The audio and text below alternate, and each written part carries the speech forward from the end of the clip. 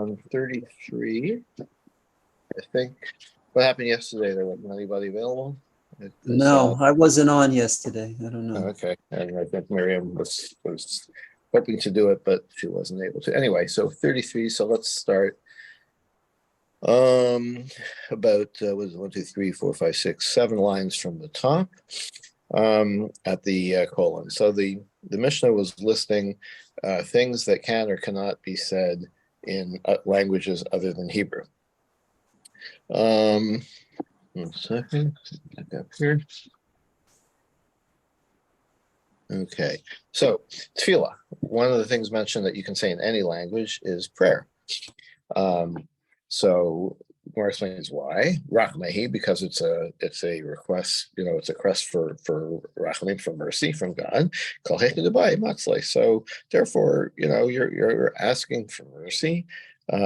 You're in a conversation with God.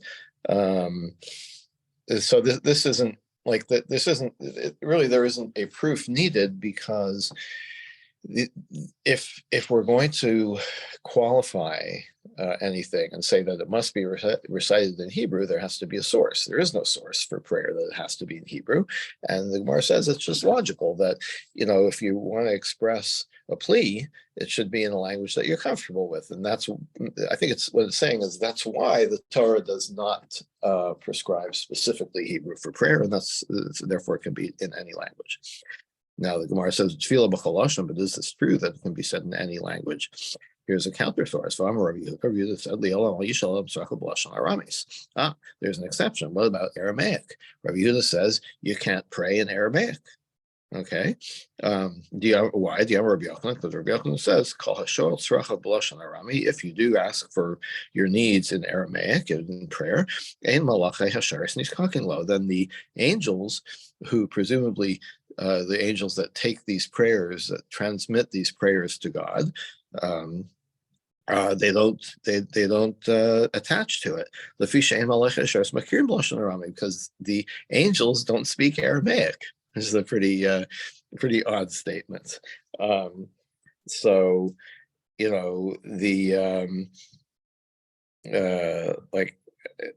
the whole thing is rather strange. I mean, how do we understand this idea that angels carry your prayers to God, and how do we understand the idea that angels don't speak Aramaic? I mean, I don't know.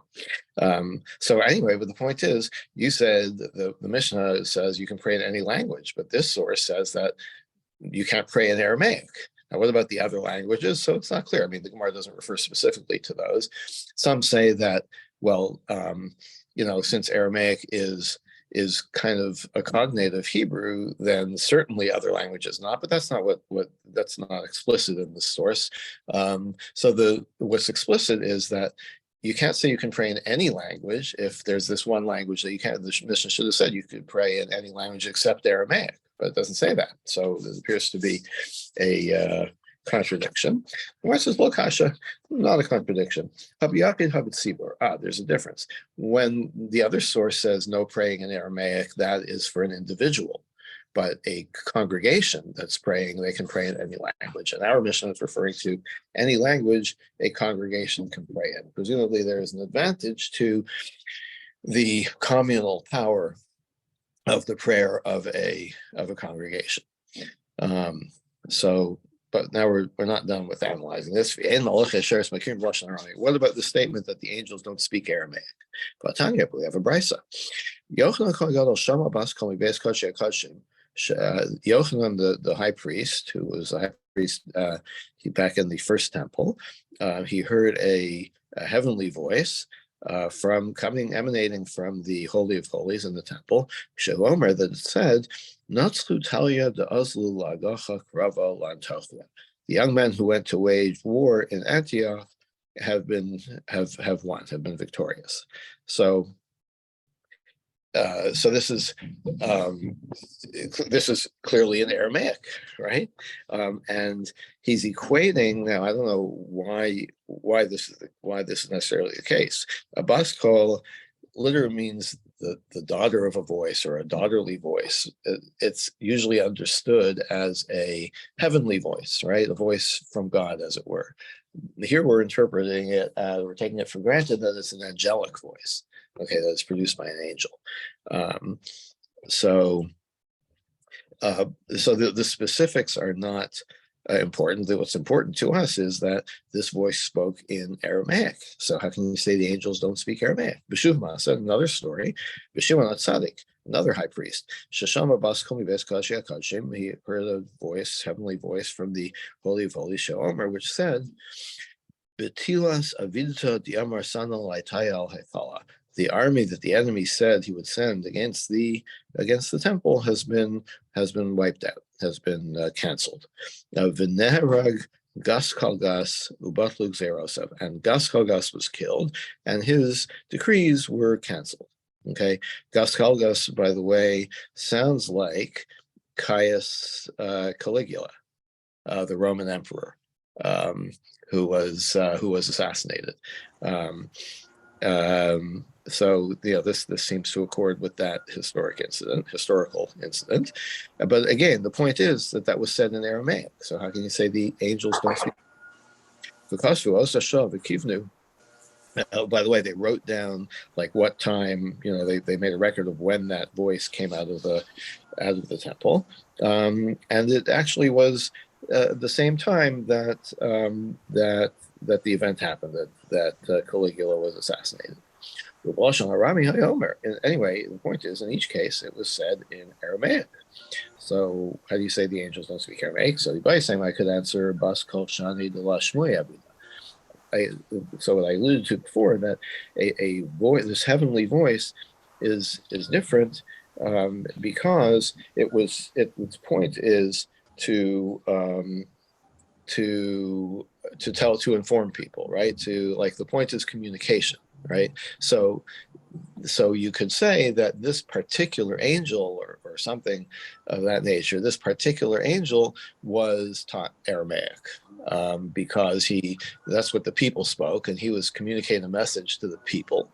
So, presumably there were people there who could understand Hebrew too. So I don't quite understand this either. But this angel spoke Hebrew. This angel spoke Aramaic, but that doesn't change the general assumption that angels in general don't speak Aramaic. This one took a Duolingo course before he was sent to deliver this message. Or you can answer Gabriel Hava. Again, it's a specific angel. This angel is Gabriel, and Gabriel, he also took the Duolingo course. He also knows the Aramaic, unlike most angels. Yamamar, as we learned elsewhere, Ba Gabriel V'Limdo Shivim Lashon. Gabriel was the angel that taught Yosef the 70 languages. So that's part of a story in which Yosef kind of proved his superiority to Pharaoh's other advisors through his mastery of all of languages. 70 languages is understood to mean like all languages, right? So the Pharaoh's others advisors didn't speak Hebrew, and Joseph spoke Hebrew, so he proved his superior that way. But how did he learn all the other languages? So Gabriel, the angel Gabriel, taught him, so it must have been Aramaic as well. So Gabriel knows Aramaic, so he's the angel that is the one that delivered these messages in Aramaic. But generally, we can still stick with our general statement that angels don't speak Aramaic. Okay, grace after meals, that is can be done in any language. So again, the same thing. There's no specific statement in the Torah that says this has to be in Hebrew. Therefore, it can be in any language. And the reason that makes sense is, and it seems so. It points out that what's written is you should eat and be satisfied and bless God. It doesn't say bless God in Hebrew. It says bless God. So therefore you can do it in any language. Shua Seidus, what about the taking an oath before you give testimony? Can be done in any language. It's the same thing. But the nefesh kitechta v'shama kol Allah, a person who sins and hears the sound of an oath. So It doesn't say the oath has to be in Hebrew, so b'cholosh and shishamas, any language. Shuas apikada, and also the oath that you take to, if you were looking after an object for someone and an accident happened, it got lost or stolen, then you have to take an oath that you weren't at fault, and then you're off the hook. So this oath is the same thing. It can be done in any language. And here, there's a link to the oath of testimony, which we just saw. Where there it says nefesh kitechta, where a person sins, and in the case of the oath of the pikadon of the object that you're looking after, the oath is that you didn't sin, like you weren't negligent. So by that equivalence, we get the same thing, that there's no reason to think that the oath has to be in Hebrew. Now, then the Mishnah goes on to things that do have to be said in Hebrew. Here are the things that need to be said in Hebrew. Mikra bikurim, b'chalitza. There was a whole list, right? So we'll go through them one by one. Mikra bikurim, the text that you recite when you bring bikurim, the first fruits, to the temple. And this is familiar to us from the Haggadah, because that's the basis of the story in the Haggadah. Arami oved aviv, vayerd mitzrayma. That is. Excuse me, that is taken from the mini history that the farmer recites when he brings the first fruits to the temple, referring to the history of being enslaved in Egypt, and now God has been good to us and brought us to the land of Israel, and so I'm bringing my first fruits as a tribute. So how do we know it has to be in Hebrew? Because it says you should anisa, you should answer, or you should speak up and say before God. So this word v'anisa, a little hard to translate here. He translates you shall speak up. It also means to answer or to tell. Anyway, the use of this word, we're going to focus on that and demonstrate that this refers to things that you have to say in Hebrew. Because elsewhere it says, in the passage about the blessings and curses that were given by the Leviim to the rest of the people upon their crossing into the land of Israel, and they were instructed to go to these two mountains, Har Gerizim and Har Eval, which were across the valley from each other, and have this whole ceremony in which they recited blessings and curses. Blessed is the person who does all these good things, and cursed is the person who fails to do them or who negates them. And in that case, it says v'anu halvim. It uses that same verb. They were to speak up. So mala aniyam or alam b'lashon kodesh, just as the case of the blessings and curses of Har Gerizim and Har Eval had to be in Hebrew, and we'll prove that in a minute. Afkan b'lashon kodesh. Likewise, when it uses that same word about bikurim, that indicates that the bikurim chapter has to be recited in Hebrew. And so where do I know that the blessings and curses of the Leviim had to be in Hebrew? So Asya kol mimosha, that's also from a equivalence word, the word kol, the voice. So about the Leviim, it says ksivacha kol ram, they have to say it in a loud voice, using the word kol, which means voice. Describing the revelation at Sinai, Moshe would speak and God would answer him b'kol, with a voice, right, or a loud voice. So that obviously, how did God speak to Moshe? There's no direct source for it, but the assumption is that he spoke in the language of the Torah, in Hebrew. So just as that's in Hebrew, so Afkan b'lashon hakodesh, so the kol, the voice that the Leviim used, had to be in Hebrew, and therefore we derive from that the bikurim, which had to be like the Leviim, also must be done in Hebrew. Okay. Chalitza ketzad. How do we know that the chalitza, which is the ceremony of a woman's refusal to marry her deceased husband's brother in order to produce children and keep his name alive, the woman has the right to refuse that. If she does so, then there's a ceremony called chalitza. Literally means removing the shoe, because that's part of as we've seen, that's part of the a part of the ceremony, part of the ritual. So, and there's things that have to be spoken there. She says, something like that. Like, this is, she spits on the shoe or spits on him, I can't remember, and says, like, good Nick, this, you're not You're not my type. yeah. So this has to be done in Hebrew. How do we know? So that's actually in the Mishnah. The Mishnah says that, one second. Let's go back to the Mishnah. There were two sources in the Mishnah. Let's just go back there. It's not going there. So back on 32a. The Ansa of Amra, again, using the same word Ansa, she speaks up, right? So that links it to the Levium at Hargrizim and Harevel. So just as that had to be in Hebrew, as we saw, so does the Chalitza. Rav Yehuda has a different source in the Mishnah of the Ansa of Amra Kasa, from the word Kafa. Like she says, Kafa Yasilish, so should be done to the man, right?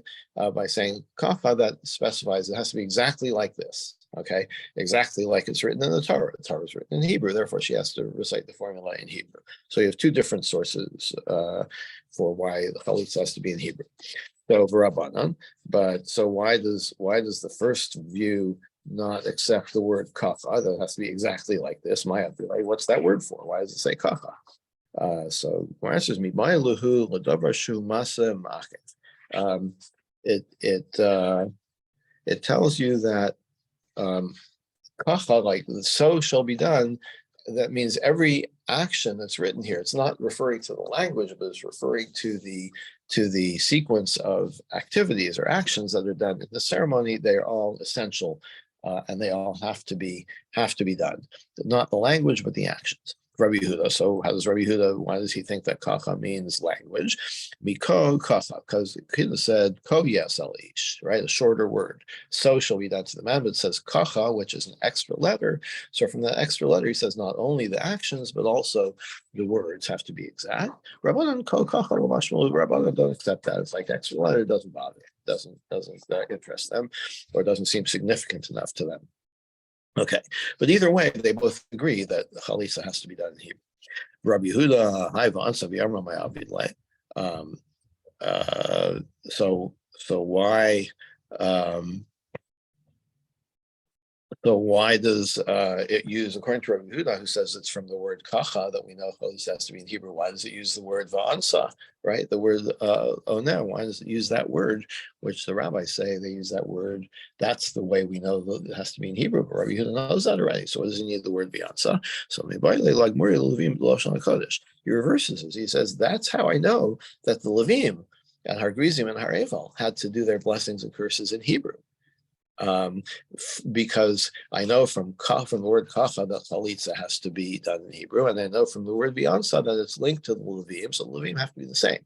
Now, before we just saw we had a different way. We had that the Levim had to do the blessings and curses in Hebrew because of the word kol, and it was linked to God's speech to Moshe, right? So the Gemara asks, V'leila kol mi Moshe. What about that? Like, you don't need the word va'ansa to tell you to link chalitza to the Levim. You already know about the Levim because they're linked to the voice of God at Sinai. So more answers: ania gamir, kol lo gamir. So it's not a tradition, he's saying. It's like all of these Gezerah Shavas, all of these linked words, they're only valid if you have a tradition that this is why the Torah uses this word. You can't just go looking for similar words and link things on your own. It has to be part of a tradition. So he didn't have this tradition. He said the only tradition is the linking of words through va'ansa, and that links the Chalitza woman to the Levim, but he doesn't have this tradition of linking the Levim to the voice that Moshe heard. So therefore, that's why you need Va'ansa. That's why you need that to link to Chalitza to tell you that the Levim had to speak in Hebrew as well. Tanya Omer, okay, we have a supporting brisa. Rabbi Yehuda Omer, Kol Makom Shenemar Ko Kacha, uh, Anaya Va'amira. Anywhere, Rabbi Yehuda says, anywhere that you have the words Ko or Kacha or Aniya or Amira saying, it has to be in Hebrew. For example, ko tavarachu, when the Kohanim bless the people, the command is, so you shall bless the people, right? And kacha, the chalitza, the word kacha that we have in the chalitza ceremony, aniya v'amira de levim, and the word aniya, which we have about the levim. These are all things these are the things that indicate the necessity of Hebrew, and not the word kol. He doesn't include the word kol. So that supports the idea that's why Rabbi Yehuda uses this word aniya for linking the chalitza to the Levim, and not the word kol to link the Levim to the voice of God to Moshe. So, but I mean, either way, there's no disagreement about that chalitza and the speech and the blessings and curses of the Levim and Har Grizim and Har Eval, and what's the other thing we're dealing with?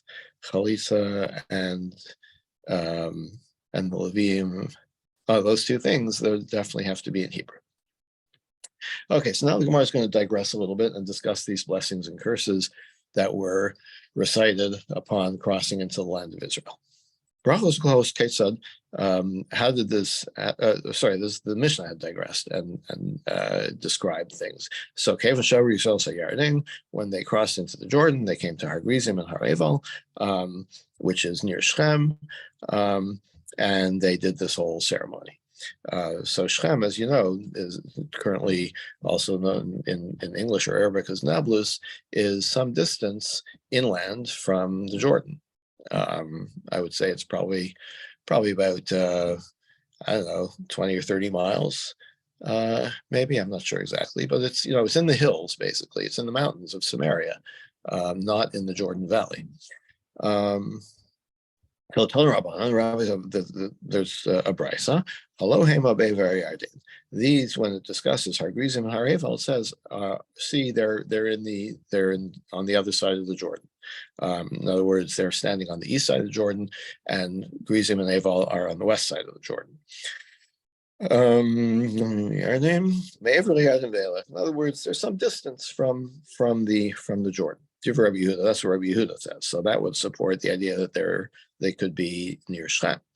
And it also says like they're far from the path of where the sun comes. In other words, makom shechama zarachas, in the east where the sun rises. So in other words, they're far from the east. In other words, they're further to the west, right? Again, kind of interpreting how it is that these mountains are some distance from the Jordan. In the land of this is all describing where this place is, Har Grizim and Har Eval. It's this whole sequence of statements. In the land of the Canaanites, living in the plain. So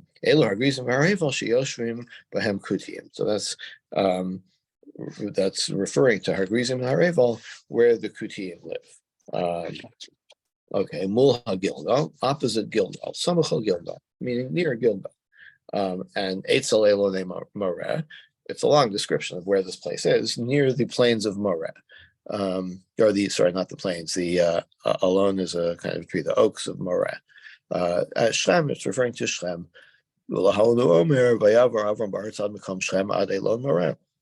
When it describes Abram's journey through the land of Israel, it says he came to the place of Shem, to the place of the oaks of Moreh. Therefore, so it's obviously the same place. Tanya, we have a brisa. Amar B'Lasar Bar Yossi. B'Lasar says, "B'Davar says Yafti Sifrei Kutiyim." This is how I showed the books of the Kutiyim to be forged or to be false. Amarti Lam. They had their own kind of version of scripture. I said to them, you must have like falsified your Torah, your scripture. You didn't gain anything by it. You say that the oaks of Moreh are in Shem. We agree with you. But we know it from this equivalence, right? Because it says specifically about Avram that he went to Elonei Moreh, which is Shem. And you, how do you know it, right? So it's a pretty strange question. It's like, I mean, if the Torah says, the Torah many times says a place, right? So if that's the name of the place, that's the name of the place. I don't really get what he's so pleased with himself about. So yeah, there's various ways to kind of fetch this out and try to explain where Abelazar is getting at, but none of them really made a lot of sense to me. So I'm not sure what he's up to. Abelazar. So now Rabbi Lazar says, "Hello, Hema Be'avrei Yarden." When it says that Har Grizim and Har Eval are on the other side of the Jordan, no, it means Samachli Yarden. It means they're close to the Jordan. The Yemei Yarden Ve'elach, because if it's far from the Jordan, it says, when do you do this ceremony at Har Grizim and Har Eval? When you cross the Jordan, right? Not like 30 miles away, like not a 2 days journey further. So it must be that Har Grizim and Har Eval are in the Jordan Valley, near the Jordan. So that he has a different opinion about where they are. So how do you explain the rest of it? The rest of the description of the location. It's talking about where the place sets, right? Not where the sun rises, but where it sets. In other words, they're far from the west. In other words, they're closer to the east, closer to the eastern border of the country. The Eretz HaKanani, and what about where it says it's in the Kanani land? Eretz Kivihi. Shlem is, he says where Shlem was not the Canaanite territory. It was a different tribe. It was the Kivi territory. So Hayashev Barava, and how can you say it's in the plains? It's a mountain, right? And that's where the Chivim lived, like in Samaria. It's a mountainous region. It's not a plain. Mulha Gilgal, and this is opposite Gilgal. Larosa Gilgal. Gilgal is near. There's a different Gilgal apparently that's in the mountains there, and not in the Jordan Valley. So they couldn't have seen that. It's clear from this verse, or you can interpret it, that Har Grizim and Har Eval were actually in the Jordan Valley, or visible from the Jordan Valley. I mean, the valley is the valley, right? But there's if you've been there, you've seen there's mountains on both sides. So you could be in the valley and still be at the place of these mountains. Rabbi Lazar ben Yaakov Omer, Rabbi Lazar says, "Loba hakasuvel laharos lahem derech bashniya." The only Kadesh Sheherlan Barishana, all these verses are in the Torah, which is, and the ceremony, it says when you cross the Jordan, this is what you should do, right? So it's telling you what to do in the future, right? Because the Torah was finished at the point where Moshe died, and they were still on the eastern side of the Jordan. They hadn't crossed yet, but the Torah is telling them this is what you shall do. So the whole point is that the Torah is giving them directions, right? It's like their AAA triptych, right? It's like when you cross the Jordan, take Route 90 and then take a left at Route 55, and you'll get to where you're going. You'll get to Har Grizim and Har Eval. So Derech, but Derech. First of all, it's saying take the highway, don't take the byways. Hayoshev, and by saying the Kanani that live in the Arava, in the plains, by Yishuv L'chu V'lo B'midbaros. It's not giving a location. It's saying go through the settled area, right? Again, take Route 90. Don't be wandering around in rural or agrarian areas. And Ba'arava, by saying in the plain, again, these are mountains, not plains. Ba'arava l'chuv lo b'har migvos. Like use the mountain passes, right? Or use the valleys. Don't climb up and down the mountains, right? So it's like these are not identifying places, it's identifying routes. So that kind of helps to explain what all these specifications are about the place of where Har Gerizim and Har Eval are. It's not really specifying the place; it's specifying the route. Okay, Tana Rabban, Rav is taught. Now we're going to discuss the crossing of the Jordan, the miraculous crossing of the Jordan. So as you may recall, just as there was a much celebrated splitting of the sea at the Red Sea when we left Egypt, when we crossed the Jordan into Israel, there was also a splitting of the waters. And we're going to go into detail of how this occurred. Case of Israel's Yarden. How did that take place that they crossed the Jordan? So first of all, if you've seen the Jordan, the modern Jordan, it's barely more than the stream. But perhaps we can assume that this is thousands of years ago. There may have been more water. It may have been a wider body of water. So b'choyom, like every day, every other day, Aron Noseach Harshnei Degalim. The way they camped was the way they traveled was there were two divisions. The people were split into four flags, right? Three tribes. There were three. They were divided, as it's described in the beginning of the book of Bamidbar. They were grouped three tribes under one flag, and there were four of these divisions. So two divisions would march before the ark and then the ark, and then two divisions following. So the day they crossed the Jordan, they were led by the ark. As it says, the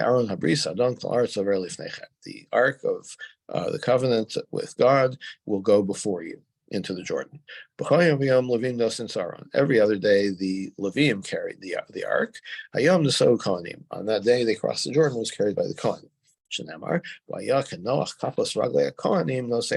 It specifies that the sea split when the feet of the Kohanim who were carrying the ark touched the waters. That's when the river split. Tanya, we have a brisa. Rabbi Yossi Omer, there were three places where specifically Kohanim and not Levim carried the ark. Yarden, crossing the Jordan. The surrounding and conquering of Jericho, where the ark and all the people circled the city 7 times. It was carried by the Kohanim. And when the ark was brought into the temple, so it had various temporary homes. And when Solomon built the temple, it was brought by Kohanim into the temple. So let's stop here, and we'll pick up the story of the splitting of the Jordan tomorrow morning. Thank you, Doug. Have a good day. You too. Thank you.